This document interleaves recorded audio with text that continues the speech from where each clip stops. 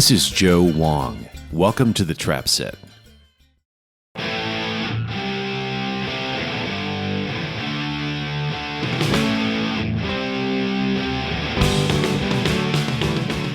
Because we're in lockdown due to the coronavirus outbreak, we're recording by phone and bringing you new episodes of the Trap Set every day for the foreseeable future.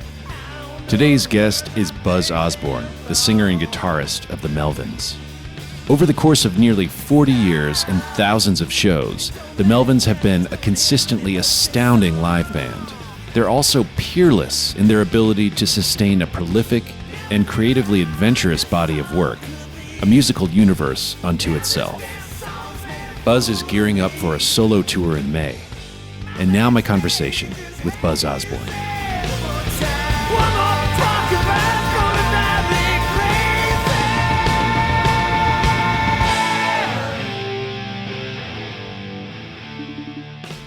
Hello?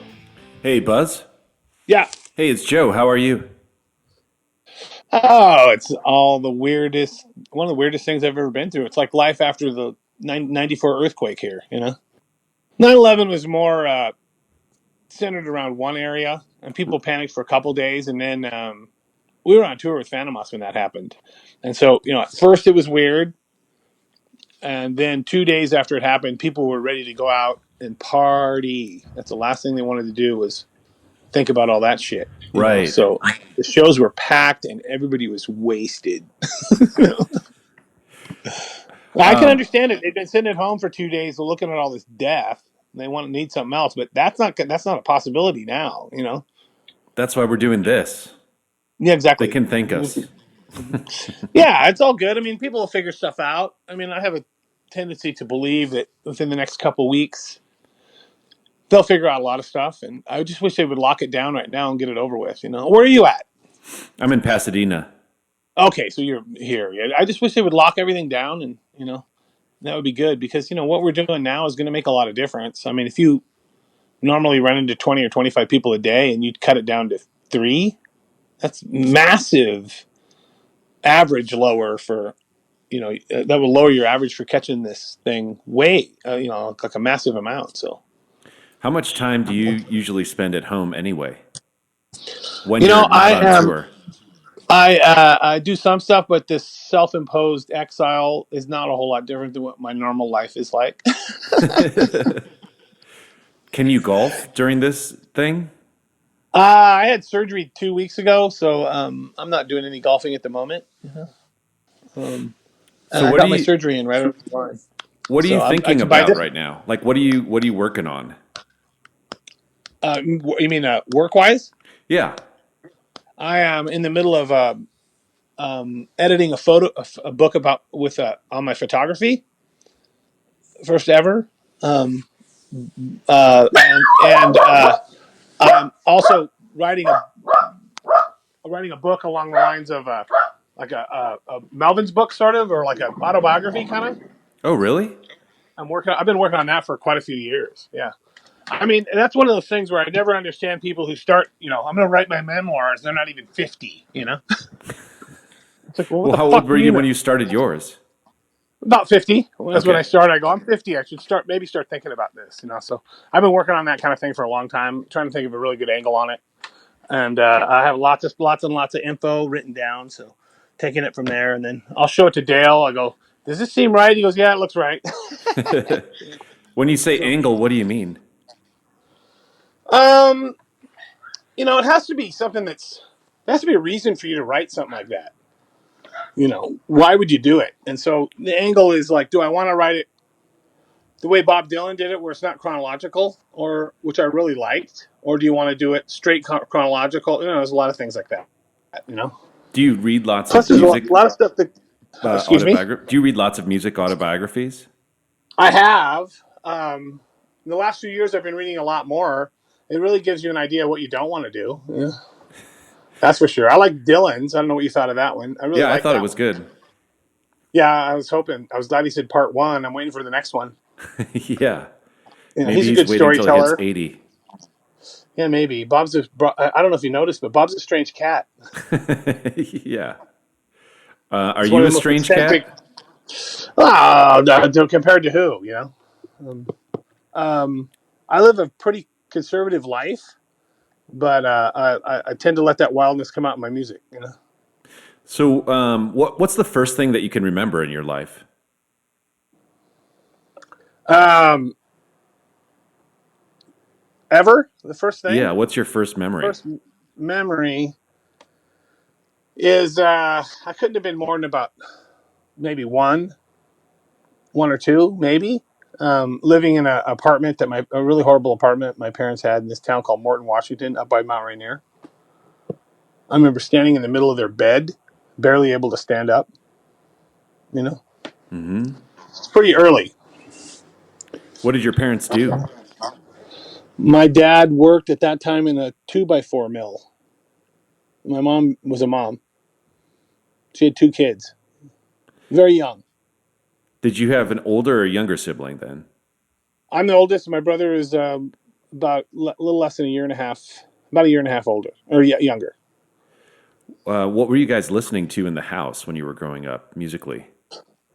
We grew up, in hindsight, really, really poor. So we didn't have a record player or anything like that until I was, I don't know, I had to have been about 8 or 9. We didn't even have a TV, nothing like that until later. I don't remember having a TV till I was, probably 8, 7 or 8, maybe 9. So I didn't know. I missed all that stuff that normal people were watching on TV at the time. And then when I moved out of my parents' house in the early '80s, I just never really watched TV again. I have no idea what's on TV.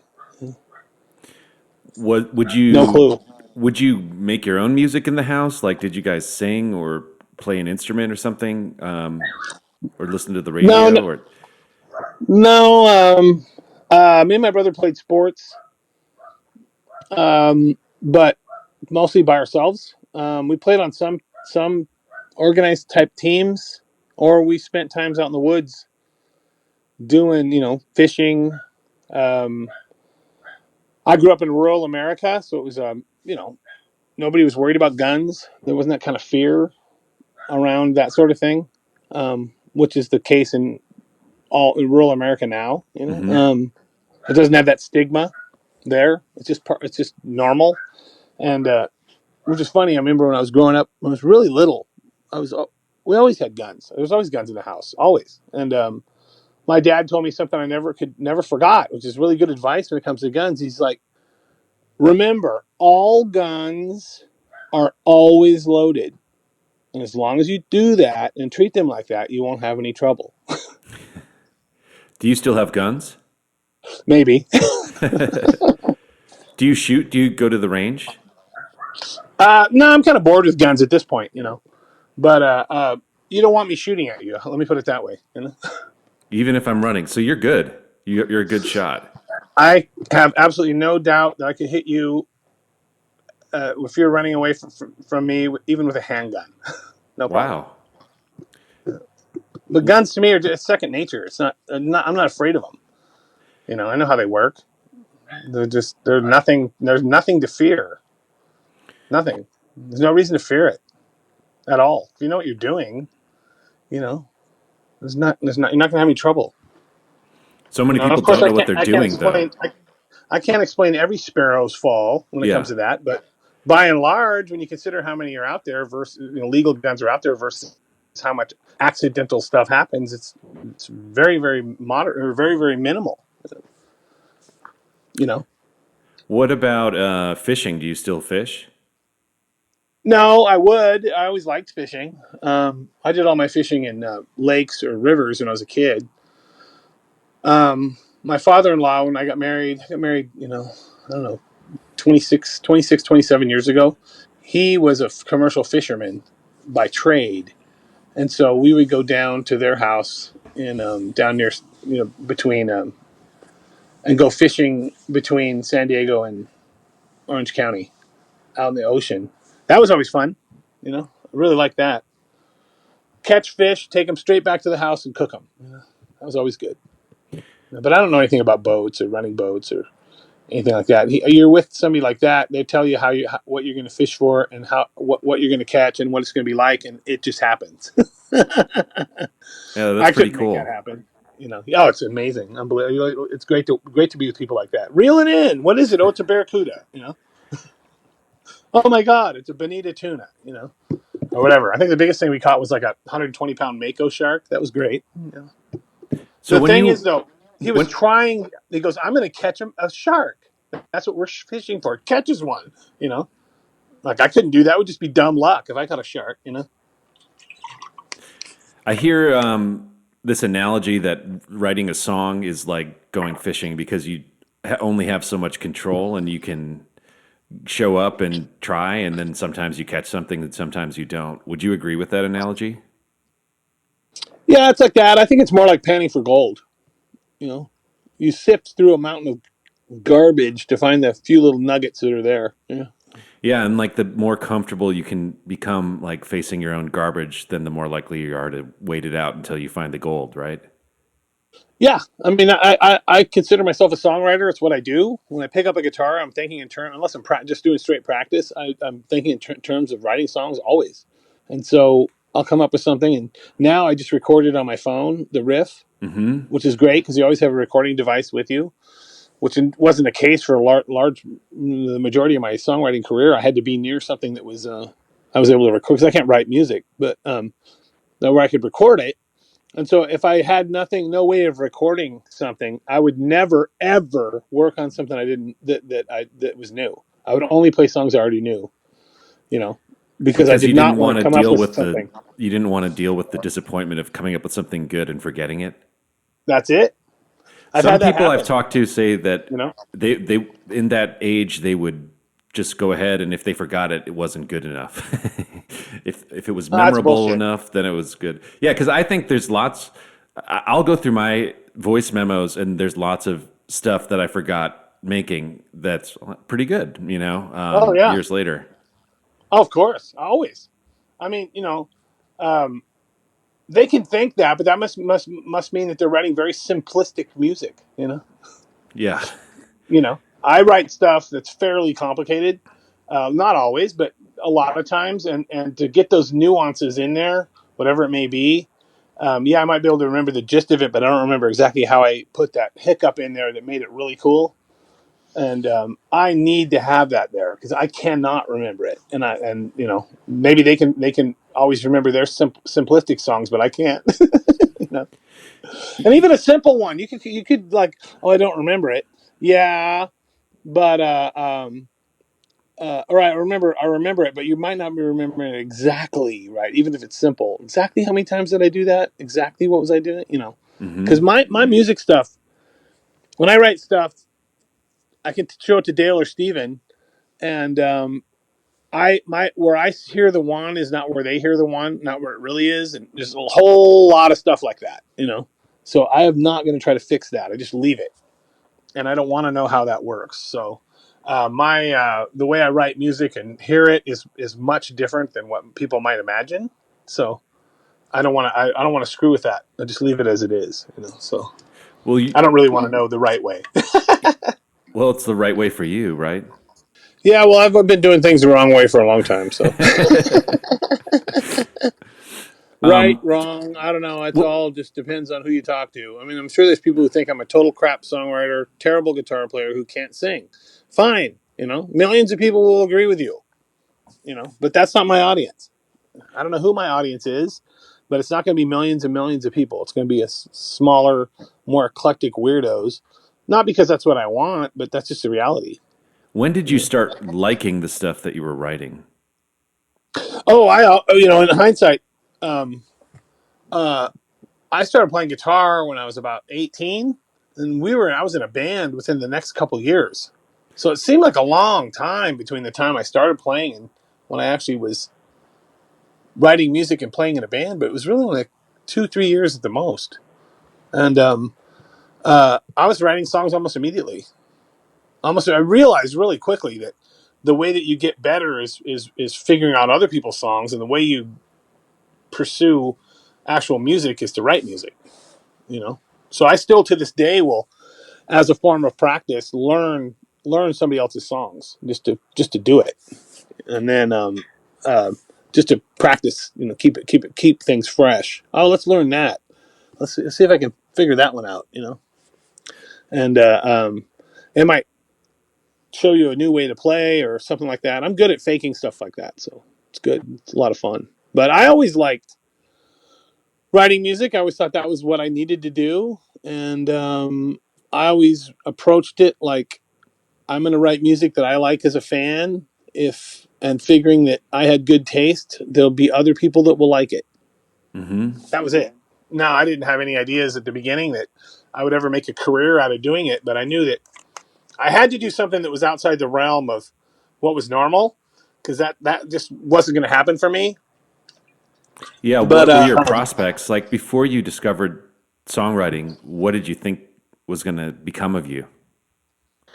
I had no idea. All I knew um, was that I did not want to go to college. I hated people that went to college. I generally thought they were suckers. I haven't changed my tune on that too much to this day. Um, Why do you think that they're I, suckers? because especially now you're getting stuck into this thing where you know how many people I know that are actually making a living with what they went to college for. Yeah. How many do you know? There's a few.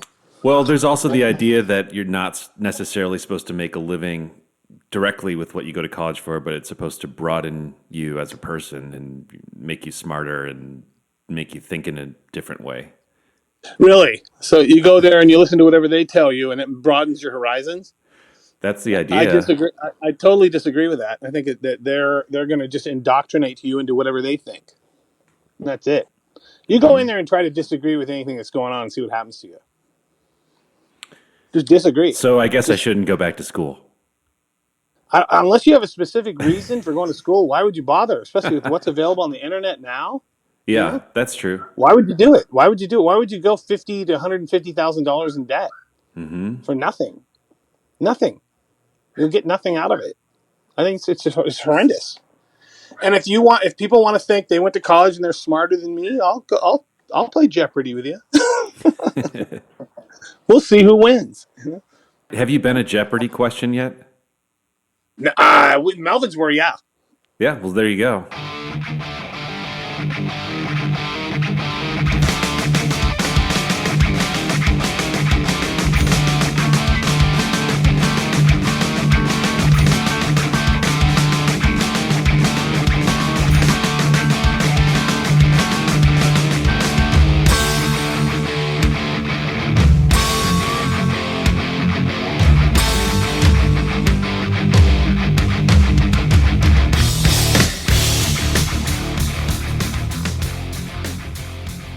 But I haven't found people to be tremendously smarter that went to college. I know a lot of people that are really smart, but they would have been smart anyway. Yeah, you're probably right. They were always smart. And then there's people that were dumb. You can't make them smart. It's like with dogs. I love dogs. We have dogs. Some of the dogs we've had are just smarter than other dogs. I don't know why. And here's the weirdest thing. The people that I know that are the most successful, let's say monetarily, right? Who did not inherit money. Well, there's very few people inherit. Very few people just happen to have money. But they who are self-made, not one of them went to college. Not one. When I think of the most successful guys, and they're not musicians, not people who got some big record. No, I mean regular people who are doing well in the business world. None of the guys I know like that, none of them went to college. Not one went to Well, college. lots of them drop out too. They never even went. Wow. The two guys especially that I'm thinking I've never even went to college. Are they people that I would know? One of them might be, but I'm not gonna blow his cover. Okay. One of Just them in he case he has definitely an would. inferiority complex about never going to school. No, he thinks the same thing as me. He never wanted to go. Yeah. All right. I So just you didn't. didn't. I didn't like school. I didn't like school. I didn't like the way that they I did hated it. things. I thought that more of that was just I would park a bullet in my head. I thought the teachers were just there collecting a check. Couldn't have cared less about about actually educating me. Um, I was bored stiff by this stuff. They couldn't handle questions like why are we doing this? Mm-hmm. You know, what is the point of this? They couldn't handle those kinds of questions. And I think the people that have those kinds of questions for educators or coaches, those are the ones who are going to go on to be the most successful because they're thinking outside the box already.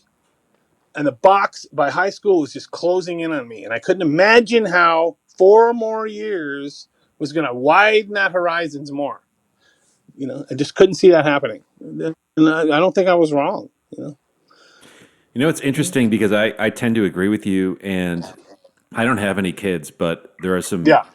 there's some people I know here in LA that are, you know, relatively wealthy and sending their kids to these fancy private schools. And I was talking to them about, you know, what they were looking for and how they wanted to make sure that it was like a great place to learn, and you know, the kids would be free to explore and blah blah blah. And it's just so interesting to me because, you know, the lesson that the underlying lesson I took out of my experience in school is that the world is fucked up and you have to navigate around bullshit to get what you want. And I just wonder how different it would have been if it would have actually catered to my interests or allowed me, or if people would have answered those kind of questions that you're referring to. Yeah, it would have been great, but that's just not the way it works. You know, I mean, they have you for 6 hours a day, and they expect you to do homework. Right. You know, no, no, fuck you. You can't teach me in 6 hours, and you can't teach me. Then That's a what good the point. hell? Me sitting at home for 2 hours more doing homework? What are you talking about? You know, what we need is unstructured play. That's what we need. A lot more of that. You're going to learn a hell of a lot more by doing that than you will by having every single thing heavily monitored by helicoptering idiots. You know, You know what, though, to your point about some dogs being dumb and some being smarter, I mean, I that's think right. some humans crave structure and crave they want other people to tell them what to think and what to do Sure, they innately. do. Absolutely, but that doesn't help the ones that don't. You know, Yeah. if what you want is a cubicle job, then high school and college are perfect for you. Perfect. Well, You coming know, back to you, you didn't know what you wanted to do when you were 18, and how did you discover that you could write songs? I just started doing it, playing guitar without any idea that I was ever going to make any money doing it. I mean, we surpassed our initial expectations for the band within the first 6 months. You know, our initial expectations were it'd be great to play a show. You know, Mm-hmm. and I was already heavily involved in punk rock. I loved all that stuff. I love the intimate nature of it. We are by the very definition of the word, we're a punk rock band. You know, no question of that. Um, uh, and that is where our roots are. That's where we came out of.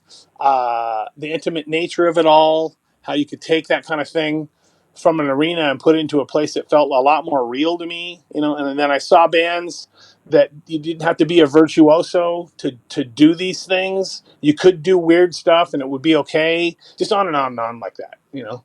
I found bands that were super unbelievable musicians like the Gang of Four Mm-hmm. were still labeled a punk band, and then you know on and on and on. But I never stopped listening to the bands I liked when I was 12. To this day, I still listen to Led Zeppelin, and we always like that stuff through even our most hardcore punk rock period. It would be you know the Bad Brains, Black Flag, and Van Halen, you know, or whoever. I never ever stopped liking that stuff, and I never will. You don't ever And get sick of it or bored of it? no, what I liked when I was 12, I still like, and my musical horizons have broadened way beyond all that. But when I was 12, I was not wrong. Aerosmith were good. Yeah. You know, ZZ Top was good. They were Oh man, good. they're The so Tres good. Hombres record was a fucking great record, and I knew it when I was 12, and I still know it. You know, Can you you know get what I mean? excited about new things in the same way that you did back then? Yes, it happens once in a while, few and far between, but about as much as it ever did. Nothing's changed. I don't believe there is a golden era of music. I think there's just as much shitty music now as there ever was. Most music is crap, and you find these little things that fall through the cracks, and you go, oh my God, this is great. Once in a while, I agree with the masses with huge bands, and I love that when that happens because I would love to turn on the radio and like every single thing that's on it. You know, I feel like we're a contemporary band. We're not an oldies band. We make new music. We're contemporary as just as much as any brand new band, if not more so. You know, we work. We have this idea that we're in a position that we can work and we're going to work, and that's it. That is it. This is what we do. We are professional musicians, and that is how we approach this whole thing. When did you start seeing yourself like that? We started making a living playing music in 1988. And not a very good living, but we were able to pay our bills without anybody underwriting anything that we were doing, just off of what we were making playing music. And Were that was you, well before we got signed to Atlantic or the yeah, grunge explosion or any of that stuff happened. Well before that, you know. were you pretty much just living in the moment at that time, or were you thinking strategically, like you wanted to be in your 50s and still doing the same band? No, I wasn't thinking along those lines. I just thought, you know, we did a record called Ozma, and we did this on this record label in San Francisco called Boner Records with this guy Tom Flynn, and he the record came out, and like 6 months later, we got our first royalty check, which was, I can't remember how much it was. Maybe it was like let's say it was enough to give each of us a few $1,000s, you know. And we just said, me and Dale said, we're going to jump off the cliff because we can pay our bills now because we're just working shitty jobs. Um, we're going to jump off the cliff now and see how long we can make this music thing work before we have to get regular jobs again. And that we haven't worked since, you know. So, but until I took that plunge and dove off the end and really had to go out there and make this work, I don't know that it could have worked. You know, Right. I don't think it would have. You know, I mean, I needed to be able to devote myself to it 100%, and I just kind of made that record without any idea that anyone would ever like it, and people liked it. I don't know why. I have no idea. I don't know what people want. I have no idea what people want. All I know is what I want, what I like, and like I said, I figured if I wrote it the way that I liked it, there'd be other people that would like it, and I wasn't wrong. You know, that's not millions, but you know, I don't have this idea. I know exactly what our place is in the music world. I'm not jealous of anyone. I don't fault anyone for making money or doing something that I'm not doing or able to do those kinds of things. I have far too much to do to get caught up in a world where I'm, you know, judging myself and basing myself on someone else's supposed worth. You know, I'm too busy for that. I don't know why people would waste time on that. Now I can complain Well, about society is stuff. geared to make people waste time like that, to constantly Yeah, I judge guess, but themselves against everybody I'm not. else. Yeah, I'm not a. You know, I'm not that kind of guy. I I just think don't. we've established that. Yeah. Yeah, But you what know. about as far as like pleasing yourself? I mean, how hard is that for you right now? And has it changed over the years? Like writing something that you feel excited about? It's easier now. You know, because I have a lot more confidence than I did when I started. You know, plus my horizons are way broader. I have a huge amount of things that we are influenced by that weren't there then. We did a record a few years ago called "Everybody Loves Sausages," which was all bands covers of songs by bands that we were really into that maybe the public wouldn't recognize as a big influence on us. And we could have done it. We could have done 3 albums like that, you know. Who would And you so that put was a on lot of fun to who would do. you put on the next volume of it? Oh God, I don't know. Tom Waits probably. Um, so many. I don't even know where. Gang of Four. Hmm. Um, I don't know. I have to sit down and think about it. You know. But we could have done a huge amount of them. Probably. Well, we did the Who before, but I don't know. You know. Lots of bands. Especially when you're thinking of, well, what do we like? I'd probably do a Captain Beefheart song. Hmm. Maybe a birthday party. Stuff like that. You know? Well, if you want to get Drumbo as a special guest, I Yeah, can yeah. hook that up for you guys. Oh, exactly. He's been on this Yeah. show. Oh, that's great. We always considered ourselves, well, not always, but certainly for a long, long time, consider ourselves Captain Beefheart playing heavy metal. Right. Yeah, I think Dale mentioned that to me when he came on the show years ago. Yeah, that's our thing. That's what, and I think that's what people. Nobody's really, other than us, think that. I mean, they probably do once they hear it. Oh yeah, you're right. Well, that's kind of what we're doing. Captain Beefheart playing heavy metal. Except you're more democratic than Beefheart. Well, me and Dale work really well together. Yeah. And I don't view our stuff that preciously. It's like, play it like this or make it better. He's really good at interpreting my messed up ideas. And I could not tell you how fortunate I feel that I've been able to play with that guy for well over 30 years. He's one of the best ever. Yeah, there's nobody. I couldn't make it work the way it works with him. One thing I don't get from him when I show him an incredibly difficult piece of music, I don't get an argument. He doesn't tell me why he can't do it. I And I want to can't do talk that more about because what you were saying before about being professional and this is what you do and putting in the work. So, do you yeah. have like a structure that you follow? I mean, you guys are so prolific. I mean, how do you ensure that you're producing this much work? Well, we just do it. We're not concerned really about well, what will our fans like? I don't know what our fans will like. I have no idea. I know what I like. And so Do you um write every day, or like do you have like I'd always heard about some people like I think like Nick Cave goes to an office and writes from 1 hour to the next every day. And do you have like a practice like that? no, not that not quite that structured. I have guitars sitting all over my house, so I pretty much, play guitar on and off all day long when I'm home and I have the time. Um I would say 70% of my waking hours are devoted in some form or another uh, on the business of music. Whether it's playing music or practicing, or talking to booking agents or talking to record labels or whatever.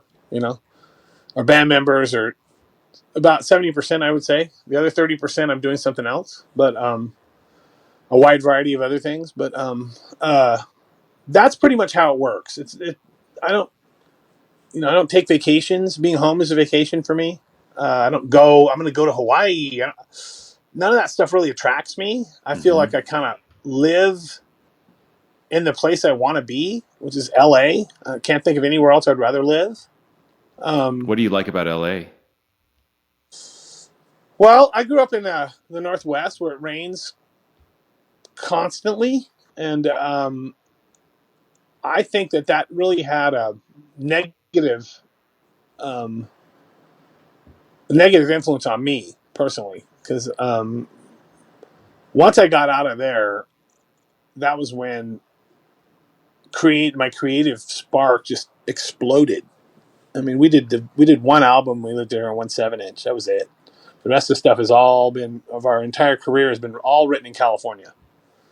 You know, I'm not a big fan of the weather there.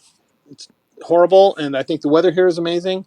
I like the massiveness of Los Angeles, the greater Los Angeles area. I have been here since 1993, and most people don't even know I live here, which I really like. Yeah, do people Um, still think you live in Aberdeen or Seattle or something? always, always. It's like I've lived way over half my life in California. It's not like I'm advertising it. I'm from LA. What's your address, Buzz, so that Yeah, folks at yeah. home can come over? 123 Fake Street. Phake. Um, um, uh, but I don't go to parties, or I don't have any interest in anything like that. I just don't. I don't want to go. It's not. Like It's being not my around thing. other people? I don't mind being around other people, but like some big music industry type thing where I'm advertising to everyone that I'm here. I just don't care about any of that. I'm just not going to do it. I don't care. So we were on Atlantic, and they go, "It would really help if you guys went and hobnobbed with all the radio people." And I was just like, I just don't care about that. I can't do it. If that's what it takes to make this work, I'm just going to have to figure out another way to do it, because I can't go down there and glad hand these same people that are glad handing the Stone Temple Pilots. It's just not my thing. It's not for me. It's not that I just never thought something like that would work for us. I took a look at us physically and listened to our music and just didn't ever see that happening. And just I always felt like had a much more realistic approach to the whole thing.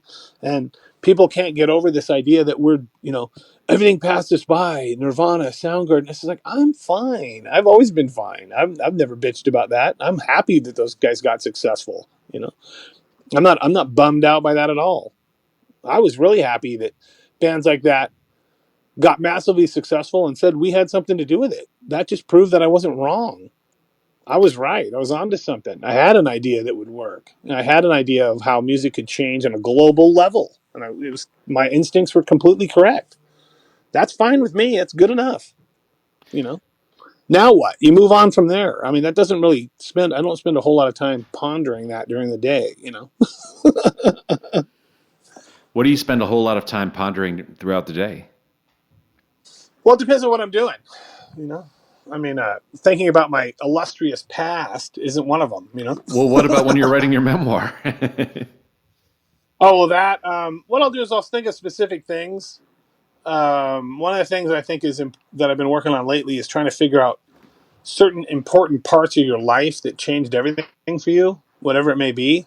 Could have been a girlfriend or a job or whatever.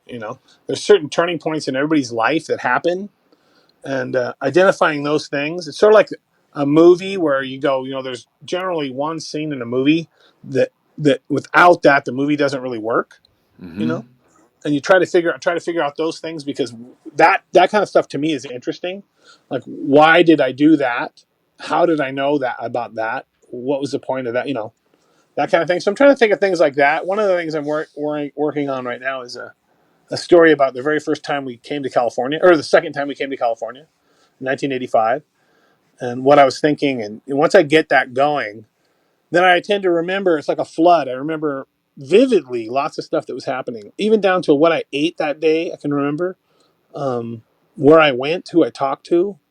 Do you find that you have a more detailed memory than most people? I have a genius level of information in my head, none of which I can use on a daily basis. Useless information crowding my brain. My wife says I have 10 conversations in my head at all times, and it never stops. What are the She's kind of put up with a lot. conversations that you have? Like, do you have arguments in your head, like hypothetical arguments with people? I will go over how I'm going to approach like certain situations. Like, what am I going to say here? A lot of times before I have a meeting with someone, or I hate meetings, but usually I do all my stuff on the phone. I don't want to do. I hate face-to-face meetings. They're just, especially business meetings, because then you end up on the phone the next day talking about all the shit you didn't talk about. Mm-hmm. And so a lot of times I'll work on what I want to accomplish out of it and write it all down. What I want to say, how I want it to get, because we don't have a manager, so I do all that stuff. I deal with the booking agents myself and the labels myself and all that stuff. Does Dale take care of any of that stuff too, or like how do you guys divide the business side of the band between the two of you? I do all of that. Okay. And generally my strategies for those kinds of things are correct and have always worked. So they just let me do my work, essentially. I will have a tour 6 months out where I can, not only can I tell you every show, I can tell you in detail down to where the days off are in a row, off the top of my head. Did you have to cancel a tour because of the outbreak? I haven't yet. I have a tour for my solo acoustic record, Gift of Sacrifice, that comes out in May. I have a tour scheduled for May 13th as the first show. I can't see any reason to cancel anything until middle of April. Yeah, that's interesting because I have a tour that's scheduled for May 20th and then an album that was supposed to come out on the 15th of May, but the label's now pushing me to push it back. Well, why would you push it back when you have confirmed shows? Well, some of the venues seem like they're going to go out of business. That could happen anyway. Yeah. Oh, okay. So then the label thinks it's a good idea for you to try to tour in the fall when every other band on the That's what fucking they planet is trying think. to tour. Maybe you should Yeah, be good my idea. manager, Buzz. Tell them to go ahead and see what they can do. You guys are so great. You got such great ideas. Now it's your turn to do it. Yeah, you Show go me on what to tour. do.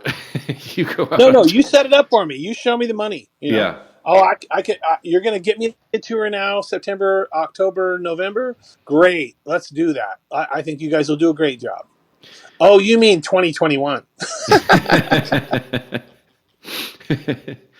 I mean, Well, there's a very distinct possibility that realistically, you're not really going to be able to work this whole year. yeah, I You mean, know? and what I said is it's not like someone else is going to come in and if we release the holds on these shows in May, someone else is going to desperately jump in and grab them. So let's just hold them and wait and make a decision a little bit later. Well, mine are confirmed shows, so Yeah, mine are too.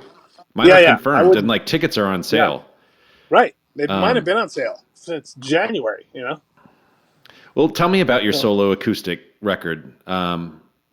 What was the inclination like?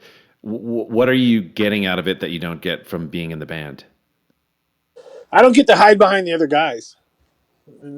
I do a little bit on this one because I have Trevor Dunn playing on it, playing stand-up bass. But usually when I'm on stage, I have two massively competent musicians standing up there with me, and I've pretty much liked every person we've ever played with. I've liked their ability to play. I never Hmm. never disliked. Like I never had problems with anybody we ever played with that had anything to do with their ability to do it. It was except for the first guy we had. His ability was a serious problem, but any of the rest of them, they were always good, and I never doubted that. The problems I always had was personal problems, So I've always felt like I'm standing on stage with musicians that are really good, and they are making me even better. You know, by my association with them. So I don't have that now. I'm just out there on my own. I did a whole tour 5 or 6 years ago. I went around the whole world, played almost 100 shows, just me and acoustic, and see if I can make it work. So it's more of a challenge than anything else. I mean, I Was it really scary like. at first? Um, well, like everything else I do, I kind of planned it out. I did a thing online where I played a couple songs online, like an Ernie Ball thing, and then um, took it kind of just tested the waters a little bit to see how it went, and then I realized, okay, I can do this. I can make this work. And then I booked a huge tour, had an album ready to go, um, and just went out and did it, whole thing, and played Europe, U.S., Australia, and uh, then went back to work with the band, and then 5 or 6 years later, I go, it's time for me to do a new record. But I have had this planned since way over a year ago. I told the guys I was going to do this in January of 2019. And Dale put out For a solo record in 2019 as well. yeah, And I think he's put on a couple solo albums. yeah, Yeah, that's great. I mean, the more the merrier to me. um, So another thing I I wanted to feel. ask you about is so the guy that was scheduled to play drums in my band, if this thing doesn't get moved, is Matt Cameron.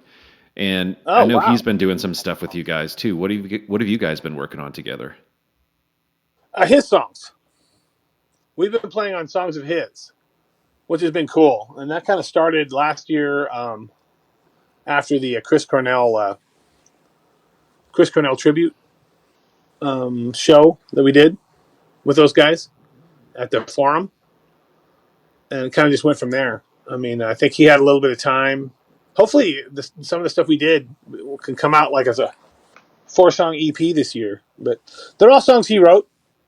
They're not completely finished. Some of it's finished, but he's got a busy schedule. Yeah, I'd love to But see it live right now someday. he probably doesn't. I think he's canceled. No, he is. Yeah, he's the Pearl Jam Everything's stuff canceled. is all postponed for now. Although I think they still have some stuff planned for the fall, but we'll see what happens.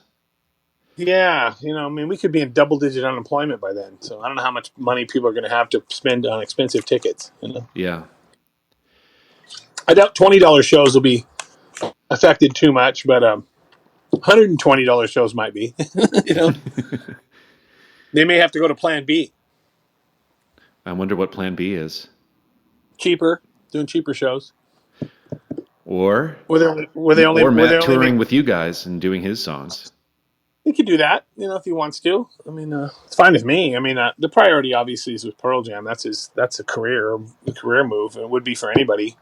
I don't have any problem playing with him whenever it's possible. I mean, we have done a whole lot of collaborations in the last few years. I think that really helps. I can't think of another band that's doing that. The Melvins with whoever. Lately it's been Flipper. Lots of people. You're like swingers. Yeah, yeah, it's fine. I think it's it's fun. We did one recently that we're finishing with this band Helms Ali from Washington State that we were really big fans of. We got to finish that. Me and Dale and Steven just did one with Mark and Steve from Mudhoney that came out really good. We might even expand that into a whole album.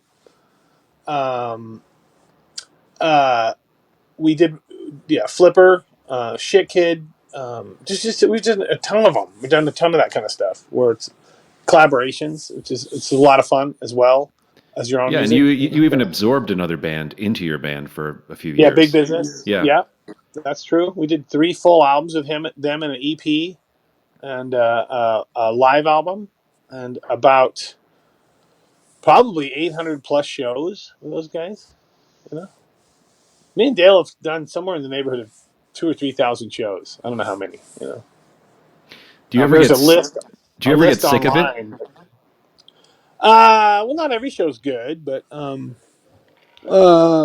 not really. I So like it. you've never If I'm like not seriously feeling well, questioned if you want to be doing something else or change your life or anything like that? no, not really. I mean, I heard a professional skateboarder say that the reason you quit doing what you're doing is because either you don't want to do it anymore or nobody cares. Mm-hmm. So far, that hasn't happened. We were the blackbird, time for the sister land. All the weird near miss me. I got words and plays, winged harpy, sitting in the house of death, morally superior. Know the truth, beliefs, violence, true enough. I'm realistic though. I've always operated kind of like it was going to be out of business in 6 months, and you just don't take that big of risks, and you try to be careful with everything, and I move forward a little bit at a time and plan ahead for a rainy day, and you never know what's going to happen. That's okay. That's life. I'm willing to meet life on life's terms. That's fine. I can deal with that. What are you eating during lockdown? I eat relatively healthy, so I'm not really a big fan of junk food. So I eat. What have I eaten today? I haven't really eaten anything today, so I'm probably gonna eat after this. I don't know what. No idea. Maybe some. I don't know. I'm not sure. We have some food, but it's just me and my wife, so food lasts a long time at our house. How many dogs do you have? We have 2 dogs at the moment. We've had as many as 5 at once. Wow, that's a lot. Yeah, A lot of work. Our dogs live a long time, so they have. We had a 21-year-old Jack Russell that we had to put down a couple of years ago. We had a 17-year-old pit bull lab mix that we had to put down. So we've had a lot of dogs. They live a long time. We don't give up on dogs at our house. So they get what they need, which is exercise, discipline, is really good, and affection. If you give dogs those 3 things, you're gonna have happy dogs. I think that I can't imagine not having dogs. We've had dogs since '96, I think, and there has been a moment in that time where we haven't had them. And dogs are a big part of our life. Do you I think bring they're dogs on tour ever? no. We've taken them on little trips, but they're better off staying home. That's where they want to be. They would do it. The Jack Russells love traveling, but I just don't think it. They're not big fans of loud music, and I don't want to lock them in a cage all day. And they would be fine traveling. But if we, I might do it if we were on a bus, but I can't really do buses. They drive me crazy. So Why? I can't sleep on them. I don't like the drivers. Mm-hmm. I don't like all the rules and regulations you have to follow. I'd rather be in a hotel every night and just have the tour set up to where there's not really massive drives between them, between the shows. Like, for instance, on this tour that I got coming up, my first show's in Palm Springs, and then the next night is in Long Beach, and then the next night is in San Diego. Right. How will I manage? And then I have a day off, and then I play Tucson and Phoenix. How will I manage? It's that kind of thing. It's planning. It's like you can make that work as long as everybody's willing to, um, have a lobby call. It's not the crack of dawn, but not a big deal. And then I have a day off, and then I play, and then I'll make it out to somewhere like Oklahoma, play Tulsa, Norman, Dallas, Austin, Houston, day off, New Orleans. I mean, how is that a big deal? Would you be doing this all by yourself, or would you have a crew with you? Trevor's going to be with me, and then we'll have a sound guy that'll also road manage, and we'll have a guy that's going to sell merch. So it'll be 4 of us. That's it. The last time I had 3 people with me: a road manager, sound guy, and a guy who sold merch, and me. That was it. So this time we'll have 4, if it happens. That's the plan. And then, I'm looking forward to it. But I don't do well like in the normal. We're on a bus. I just can't. I just don't have it in me to do it. I just don't have it. I could make it work, but I really, really dislike it. I'd much rather just, have the shows, go back to the hotel, stay in a hotel, get up early the next day and drive. I get up early anyway, so I don't drink or do drugs, so I'm never hungover, so no big deal. You and Dale have been playing together for what, 35 years now? Something like that, maybe more. Aside from mixing it up and changing up your influences and bringing in other people to the band, how do you sustain a creative relationship for that long? I mean, that's pretty extraordinary. Do you get in fights ever? Me and Dale have never been in an argument the whole time we've been together. We get together, we get along very well. We might have a few disagreements, but I've never had a fight with him. Never. He's very agreeable, and he puts up with my eccentric nature, and he believes in my ultimate vision, which is great. He's an egoless player, and it's just a really odd situation for me to be in. I can't, considering what it's like for most bands. I can't imagine why he's not.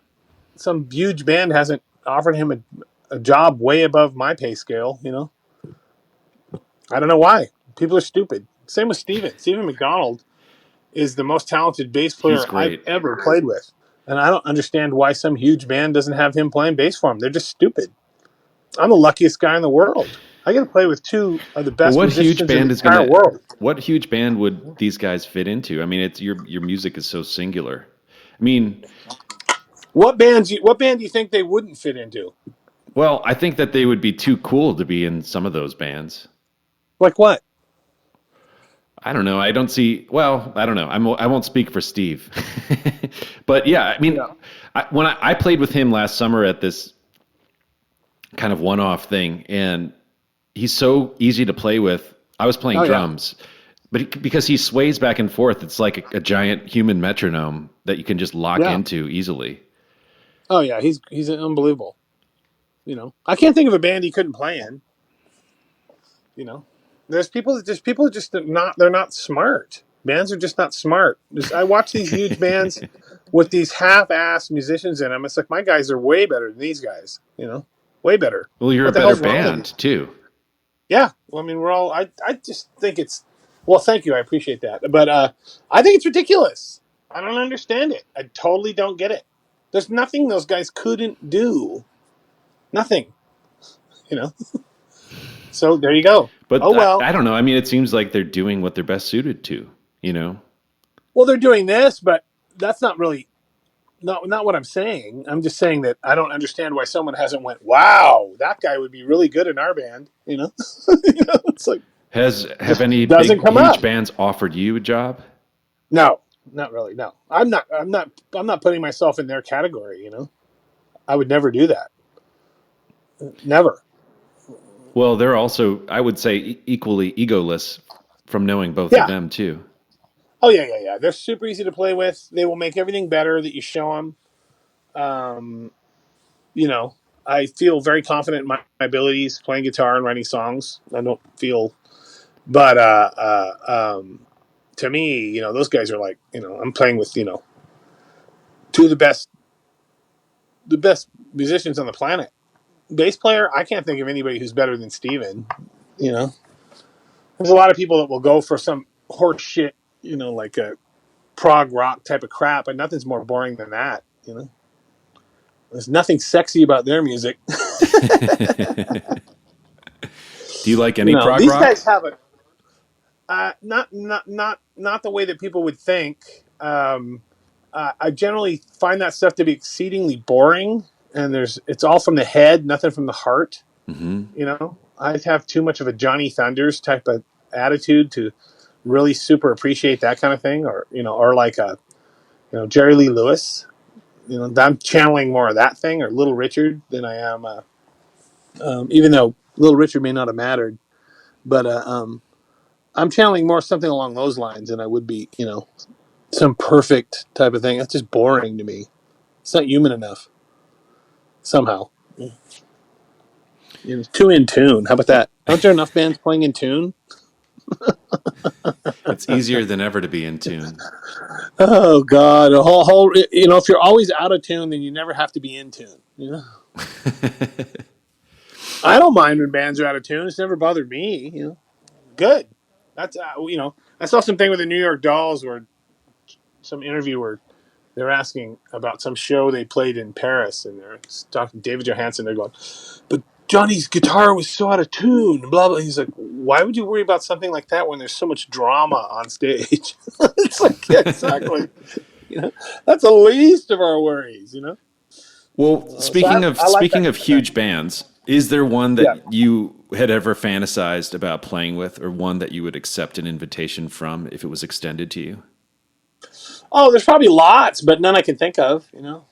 Um, I don't entertain that kind of thing because it never comes up. But I would play with anybody. I would totally, but I don't think that's going to happen. So I'm not going to have to worry about it. So, who picked up the movie options for your book? Oh, I haven't written I haven't finished the book yet. So who would watch that movie? Yeah, Well, there was a doc about you guys that came out a couple years ago, yeah. and that was great. We didn't have to worry about going to the Oscars. Yeah.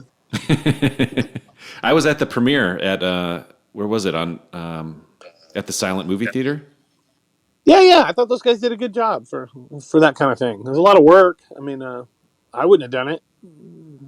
The amount of work they put in for what they got out of it. Yeah, it's a fucking shitload of work. I appreciate it. That's very nice of them.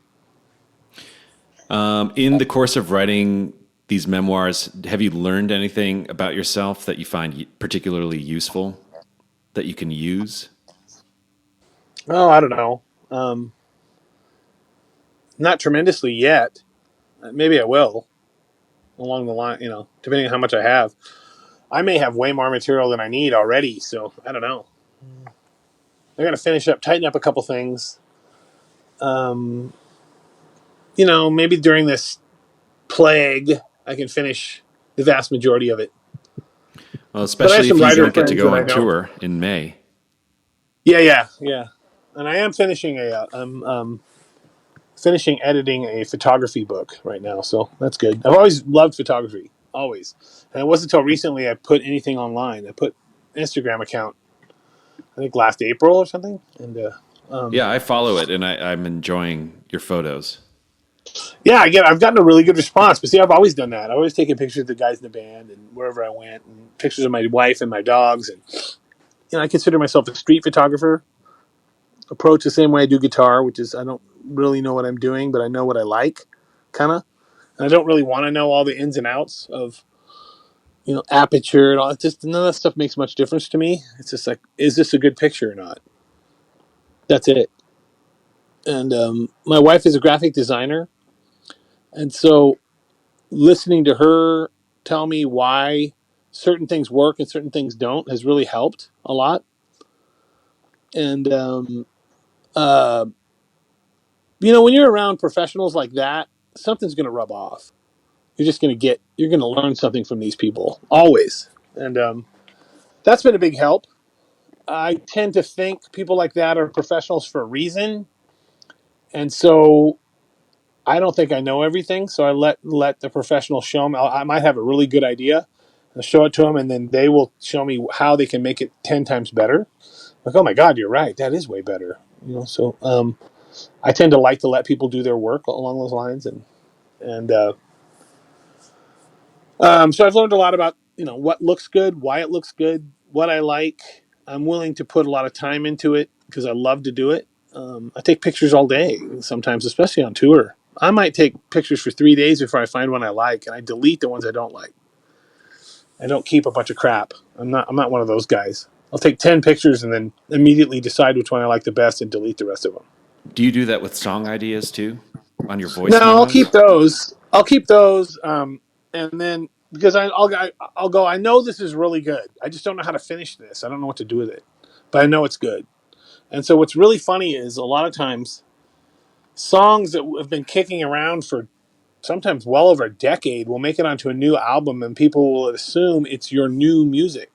I go, well, it's new to you, Or the best is like people will say stuff.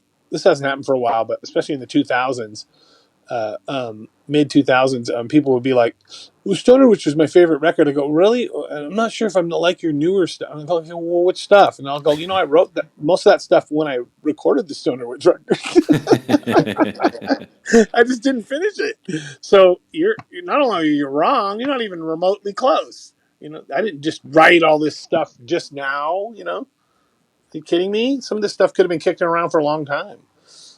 It's just not. Rarely do I have all brand new material for an album. That just never happens. I can go, oh, that riff's great.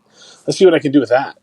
Oh my God, So you'll have something that is good, but you just can't do anything with it. And it'll sit there and cook for a Yeah. while, and you go back to it, and then something will materialize out of thin air, and you'll just go, that will work. That will work. I've been thinking about this the wrong way. Oh yeah, do this. So of You weren't course I don't ready get for rid it of that yet. stuff. That's how I it's like Yeah. an idea comes, but maybe your brain isn't ready to process it yet or something.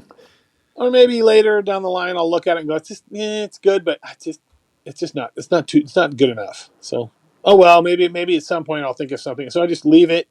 And a lot of it I had mass amounts of like 4-track cassette stuff. Mm-hmm.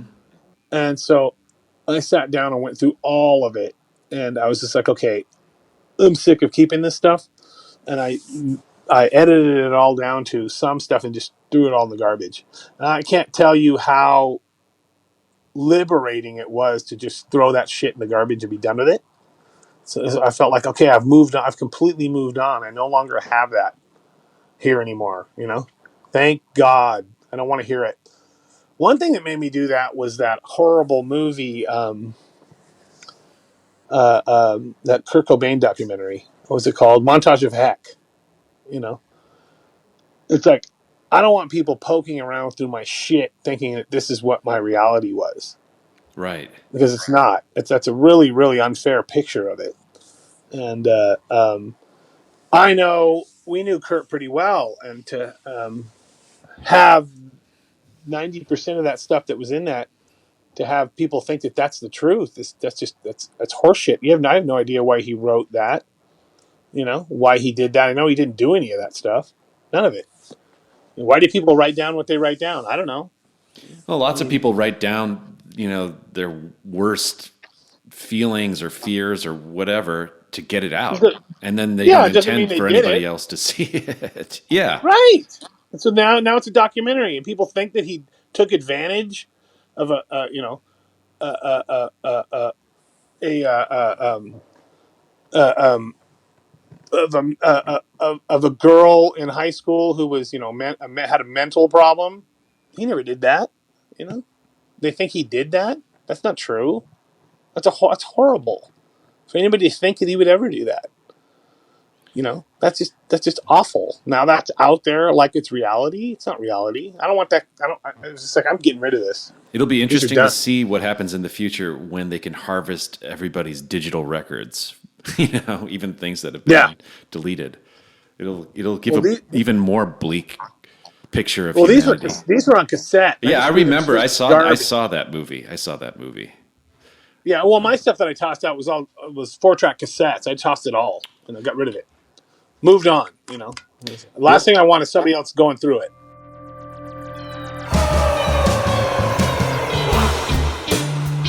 The Trap Set is produced by me, Joe Wong, along with Chris Karwowski, who also edits the program. Follow us on Twitter, Instagram, and Facebook at The Trap Set, and visit our website, thetrapset.net, to subscribe to our show for free. If you enjoyed what you heard today, please donate to our show. If you can't afford to donate, please tell a friend and give us a good rating on iTunes. Send your feedback and guest requests to thetrapset@gmail.com.